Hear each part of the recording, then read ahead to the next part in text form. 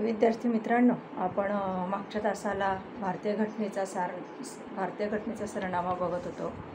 या भारतीय घटनेच्या सरनाम्यामध्ये प्रामुख्याने भारतीय राज्यव्यवस्थेचं स्वरूप आणि भारतीय राज्यव्यवस्थेची उद्दिष्टे या दोन गोष्टी महत्त्वाच्या होत्या. ज्यावेळेस आपण असं म्हणतो की भारतीय राज्यव्यवस्थेचे स्वरूपामध्ये आपण प्रामुख्याने सार्वभौम म्हणजे स्वातंत्र्य, समाजवाद, धर्मनिरपेक्ष, लोकशाही, गणराज्य या सगळ्या गोष्टींचा समावेश होतो. तर जेव्हा आपण भारतीय राज्यव्यवस्थेची उद्दिष्टे असं म्हणतो त्यावेळेस न्याय, स्वातंत्र्य, समता, बंधुता या सगळ्या गोष्टींचा यामध्ये समावेश होत असतो. आज आपण पाहणार आहोत की नागरिकांचे मूलभूत अधिकार आणि कर्तव्ये कोणती आहेत. आपल्या भारतीय राज्यघटनेमध्ये ज्या काही सगळ्या गोष्टी दिलेल्या आहेत त्या सगळ्या गोष्टींचा ओघ साधारणतः आपण ह्या आपल्या दुसऱ्या युनिटमध्ये करत आहोत. तर या दुसऱ्या युनिटचा जो दुसरा भाग आहे तो म्हणजे नागरिकांचे मूलभूत अधिकार आणि कर्तव्य. आता नागरिकांचे मूलभूत अधिकार आणि त्यांचे हक्क यांच्या वैशिष्ट्ये जर विचारात घेतली तर साधारणपणे तुमच्या लक्षात येईल की काही सकारात्मक, काही नकारात्मक, केंद्र, राज्य, स्थानिक स्वराज्य संस्था, न्याय या सगळ्या गोष्टींचा याच्यामध्ये समावेश होतो. मग मूलभूत अधिकार म्हटल्यानंतर या अधिकारांमध्ये प्रामुख्याने असं म्हणता येईल की पहिलं म्हणजे समानतेचा अधिकार, ज्याला आपण इंग्रजीमध्ये राईट टू इक्वालिटी असं म्हणतो, की कायद्यापुढे सर्व नागरिकांना समान लेखलं जातं. कायद्याचं समान संरक्षण सगळ्यांना दिलं जातं. फक्त या ठिकाणी अपवाद असा सांगता येईल की राष्ट्रपती आणि राज्यपाल जे असतात त्यांच्या विरुद्ध मात्र आपल्याला न्यायालयात स्पष्टीकरण मागता येत नाही.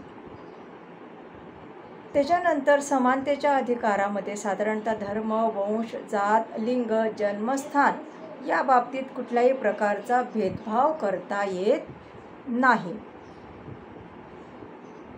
त्यानंतर सार्वजनिक उपहारगृह असतील, हॉटेल असतील, करमणुकीची साधने असतील या ठिकाणी सुद्धा सगळ्यांना सारखाच अधिकार म्हणजे कुठल्याच बाबतीत भेदभाव करता येत नाही. मग स्त्री असो, पुरुष असो, बालकं असो, सगळ्यांना समान न्याय, सगळ्यांना समान अधिकार या मूलभूत अधिकारामध्ये आपल्या भारतीय घटनेच्या सरनाम्यात सांगितलेलं आहे.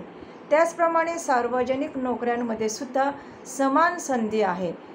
शासकीय नोकऱ्यांच्या संदर्भात सर्वांना समान संधी उपलब्ध करून दिली जाईल. त्या संदर्भात धर्म, जात, लिंग, वंश, कुळ, जन्मस्थान यापैकी कोणत्याही एका आधारे भेदभाव करता येणार नाही.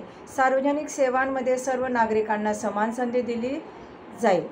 राज्याच्या किंवा केंद्रशासित जे प्रदेश आहे किंवा ज्या स्थानिक शासन संस्था आहेत तर त्यांच्या तिथे सेवेसाठी, नियुक्तीसाठी वास्तव्याची अट आवश्यक वाटल्यास संसदेला कायदा त्यापासून प्रतिबंध मात्र करू शकत नाही. त्याच्यानंतरचं अस्पृश्यता नष्ट करणे जे कलम आपलं 17वं आहे. कलम 17व्यामध्ये अस्पृश्यता नष्ट करण्याची बाब नमूद करण्यात आलेली आहे आणि ही बाब कधीच नष्ट झालेली आहे. त्याच्यानंतर पदव्यांची समाप्ती. आता सेनाविषयक असेल, विद्याविषयक असेल तर राज्याकडून या बाबतीत काही गोष्टी मानविशेष ज्या आहेत त्या प्रदान केल्या जाणार नाहीत. भारताच्या कोणत्याही नागरिकाला परकीय देशाकडून कोणताही किताब स्वीकारता येणार नाही. भारताचा नागरिक नसलेली कोणतीही व्यक्ती राज्याच्या अखत्यारीतील कोणत्याही लाभाचे, विश्वासाचे पद धारण करत असताना राष्ट्रपतीच्या संमतीशिवाय किंवा कोणत्याही परकीय देशाकडून किताब स्वीकारता येणार नाही. या सगळ्या गोष्टी ज्या दिलेल्या आहेत ते कशाच्या बाबतीत दिलेल्या आहेत आपल्या घटनेमध्ये तर पदवीच्या संदर्भातल्या दिलेल्या आहेत. त्याच्यानंतर समानतेचा अधिकार झाला. मग हा समानतेचा अधिकार नोकरीच्या बाबतीत असो, स्त्री पुरुष कुठल्याही बाबतीत असो तर तिथे समानतेचा अधिकार आहे. मग सार्वजनिक ठिकाणी सेवेचा असेल, जाण्याचा असेल, अस्पृश्य असेल याला म्हटलेलं आहे समानतेचा अधिकार. दुसरं आहे कलम 19 प्रमाणे राईट टू फ्रीडम, स्वातंत्र्याचा अधिकार. हे सगळे काय आहेत? मूलभूत अधिकार आहेत. मूलभूत अधिकाराअंतर्गत पहिला होता समानतेचा अधिकार, दुसरा आहे स्वातंत्र्याचा अधिकार.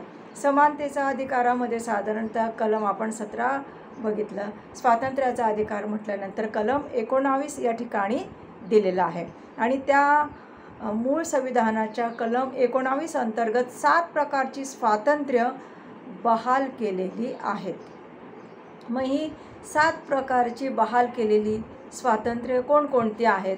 तर याच्यातलं पहिलं आपल्याला असं म्हणता येईल भाषण व अभिव्यक्ती स्वातंत्र्य किंवा मतप्रदर्शनाचे स्वातंत्र्य. भाषण आणि अभिव्यक्ती स्वातंत्र्याच्या हक्कात सर्वोच्च न्यायालयाने पुढील गोष्टींचा समावेश केलेला आहे की स्वतःच्या आणि इतरांचा दृष्टिकोनाचा प्रचार करण्याचा हक्क आहे, वृत्तपत्र स्वातंत्र्य आहे, व्यावसायिक जाहिरातीचं स्वातंत्र्य आहे, दूरध्वनीवरील संभाषणाचा हक्क आहे, प्रसारण करण्याचा हक्क आहे, राजकीय पक्ष किंवा संघटनेने आवाहन केलेल्या बंदविरोधात हक्क आहे, एखाद्या शासनाची कृती असेल, उपक्रम असेल तर त्याची माहिती घेण्याचा हक्क आहे, शांततेचं स्वातंत्र्य आहे, वर्तमानपत्रांवर मुद्रण निर्बंध लादण्याविरुद्ध हक्क आहे, निदर्शनं संप करण्याचा मात्र याबाबतीत हक्क दिलेला नाही. ह्या होतं की भाषण आणि अभिव्यक्तीच्या बाबतीतलं मतप्रदर्शनातलं स्वातंत्र्य. मग याच्यात अनेक गोष्टी दिलेल्या आहेत किंवा आपल्याला एखादा दृष्टिकोन मांडायचा असेल तर मांडू शकतो. वृत्तपत्राचा आहे, व्यवसायाचा आहे, जाहिरातीचा आहे, या सगळ्या गोष्टींचा समावेश भाषण आणि अभिव्यक्ती स्वातंत्र्यामध्ये होतो. त्याच्यानंतरचा दुसऱ्या स्वातंत्र्याच्या अधिकारामध्ये दुसरं सांगतील की सभा स्वातंत्र्य. शांततेने एकत्र जमण्याचे स्वातंत्र्य नागरिकांना आहे. नागरिक सभा आयोजित करू शकतात. शांततेने मोर्चा, प्रभात फेरी, निषेध सभा यांचं आयोजन करू शकतात. शांतता ठेवून ह्या गोष्टी करण्याचा अधिकार प्रत्येक व्यक्तीला घटनेने दिलेला आहे. त्याच्यानंतरचं संघटना स्वातंत्र्य. नागरिकांना म्हणजे साधारणतः जे कर्मचारी वर्ग आहेत व सार्वजनिक सेवेमध्ये काम करणारा कर्मचारी वर्ग असो, खाजगी स्वरूपात काम करणारा कर्मचारी वर्ग असो, या सगळ्याच कर्मचाऱ्यांना म्हणा किंवा व्यक्तींना म्हणा संघटना स्थापन करण्याचं स्वातंत्र्य देण्यात आलेलं आहे आपल्या घटनेमध्ये. समान विचारांचे लोक काही समान उद्दिष्ट प्राप्त करण्यासाठी येतात, त्यालाच आपण संघटना असं म्हणत असतो आणि संघटना स्थापन करण्याचं स्वातंत्र्य आहे. त्याच्यानंतरचं संचार स्वातंत्र्य. आता भारताच्या नागरिकांना देशाच्या कोणत्याही भागात मुक्तपणे वावर करण्याचं स्वातंत्र्य आहे. आपण एका राज्यातून दुसऱ्या राज्यात वास्तव्यासाठी जाऊ शकतो. भारताच्या कानाकोपऱ्यामध्ये आपण कुठेही जाऊ शकतो, राहू शकतो. त्याला म्हटलेलं आहे संचार स्वातंत्र्य होय. मुक्तपणे वावरण्याचं स्वातंत्र्य ज्याला आपण म्हणतो त्यालाच अनुसरून असणारं वास्तव्य स्वातंत्र्य. कुठे राहण्याचे कायमचं वास्तव्य करण्याचं स्वातंत्र्य. पहिलं जर विचार केला तर ते मुक्तपणे फिरण्याचं आहे. त्याच्यानंतरचं दुसरं म्हणजे नागरिकांना राहण्याचं कायम वास्तव्य करण्याचं स्वातंत्र्य आहे. त्याच्यानंतरचं आहे व्यवसाय स्वातंत्र्य. भारतीय नागरिकाला कुठेही कायदेशीररित्या आपला व्यवसाय ते करू शकतात. तर स्वातंत्र्याचा अधिकार म्हटल्यानंतर भाषण, अभिव्यक्ती या बाबतीत सभा स्वातंत्र्य, संघटना स्वातंत्र्य, संचार स्वातंत्र्य, वास्तव्य स्वातंत्र्य आणि व्यवसाय स्वातंत्र्य या सगळ्यांचा समावेश साधारणतः या स्वातंत्र्याच्या अधिकारामध्ये होत असतो. त्याच्यानंतरचा आपल्याला पुढचा अधिकार हा सांगता येईल की शोषणाविरुद्धचा अधिकार. आता याच्या आधीचं जे स्वातंत्र्याचे आहे त्याच्यात अनेक कलमं दिलेली आहेत. प्रतिष्ठापूर्व जीवन हे शुद्ध पाणी, हवा, जीवित, निवारा, गुप्ततेचा हक्क, आरोग्याचा हक्क, वर्तवणुकीचा हक्क, हे जे सगळ्या बेसिक गोष्टी आहेत त्या सगळ्या तुम्हाला माहिती आहेत. त्या अंतर्गतच प्रत्येक भारतीय नागरिक आपलं जीवन जगत असतो. त्याच्यानंतरचा तिसरा अधिकार जो दिलेला आहे तो म्हणजे शोषणाविरुद्धचा अधिकार. माणसांचा अपव्यापार आणि वेठ यांना मनाई करण्यात आली आहे. साधारणतः कलम 23 जे कलम आहे त्याच्यामध्ये शोषणाविरुद्धचा, ज्याला इंग्रजीमध्ये आपण असं म्हणतो राईट अगेन्स्ट एक्सप्लोटेशन, तर असं शोषणाविरुद्धच्या अधिकारामध्ये माणसांचा अपव्यापार करून चालत नाही, वेठबिगार म्हणून चालत नाही, गुलामगिरी म्हणून ठेवलेलं चालत नाही. या बाबतीत कुठलाही भेदभाव करण्याचा अधिकार कोणालाही असणार नाही. कारखाने असो, कारखान्यामध्ये बालकांना कामाला ठेवण्यास सक्त मनाई आपल्या संविधानामध्ये करण्यात आलेली आहे. तर हा होता शोषणाविरुद्धचा अधिकार. आणि जर शोषण होत असेल तर त्याविरुद्ध आपल्याला कायदेशीर बाबींचीही पूर्तता करता येते. त्याच्यानंतरचा चौथा अधिकार म्हणजे धार्मिक स्वातंत्र्याचा अधिकार होय. मग धार्मिक स्वातंत्र्याचा अधिकार जेव्हा आपण म्हणतो, मग या अंतर्गत सार्वजनिक सुव्यवस्था आहे, नीतिमत्ता आहे, स्वास्थ्य आहे इत्यादींना जर बाधक नसणाऱ्या बाबतीत सर्व व्यक्तींना आपल्याला सद्विवेक बुद्धीनुसार आवडीच्या धर्माचा उच्चार, आचार, प्रचार करण्याचा हक्क कलम 25 आहे त्याच्यामध्ये देण्यात आलेला आहे. पण ह्या सगळ्या गोष्टी करत असताना काही मर्यादा शासनाने घालून दिलेल्या असतात. त्या मर्यादा लक्षात घेऊन मग प्रचार करण्याचा हक्क या ठिकाणी भारतीय जनतेला देण्यात आलेला आहे.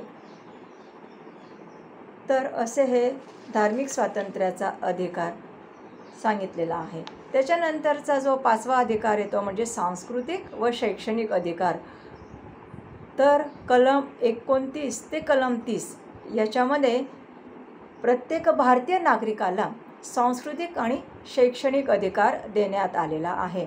भारताच्या कोणत्याही भूभागामध्ये राहणारा जो समूह आहे, जर त्याची स्वतःची विशिष्ट अशी भाषा आहे, लिपी आहे, संस्कृती आहे, तर ती अबाधित राखण्याचा हक्क प्रत्येक व्यक्तीला आहे. आणि शिक्षण संस्था स्थापन करणे, शिक्षण घेणे या बाबतीतला सुद्धा अधिकार प्रत्येक भारतीय नागरिकाला देण्यात आलेला आहे. त्याच्यानंतरचा जो अधिकार आहे तो म्हणजे कामाचा हक्क. राष्ट्रीय रोजगार हमी कायदाचा हक्क प्रत्येकाला देण्यात आलेला आहे.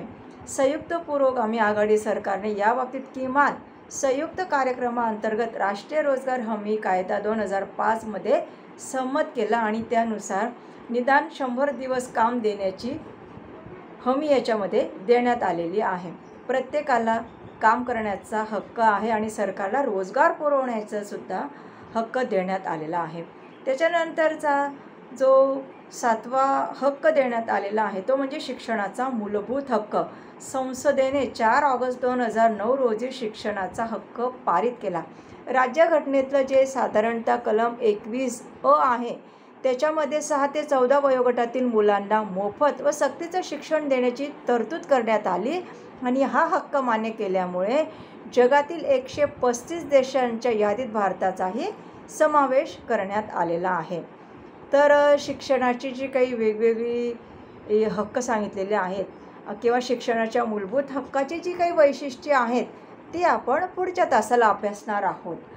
तर या ठिकाणी आपण भारतीय राज्यव्यवस्थेचं स्वरूपही आधी अभ्यासलं होतं. भारतीय राज्यव्यवस्थेचे उद्दिष्ट आपण बघितले होते. लोकशाही असेल, गणराज्य असेल, धर्मनिरपेक्ष असेल, हे सगळे उद्दिष्ट आहेत.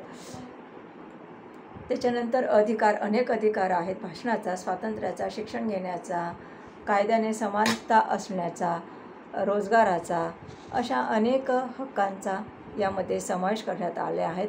प्रामुख्याने शिक्षणाच्या बाबतीत जे काही मूलभूत हक्कांची वैशिष्ट्ये आहेत ते आपण पुढच्या तासाला अभ्यासणार आहोत.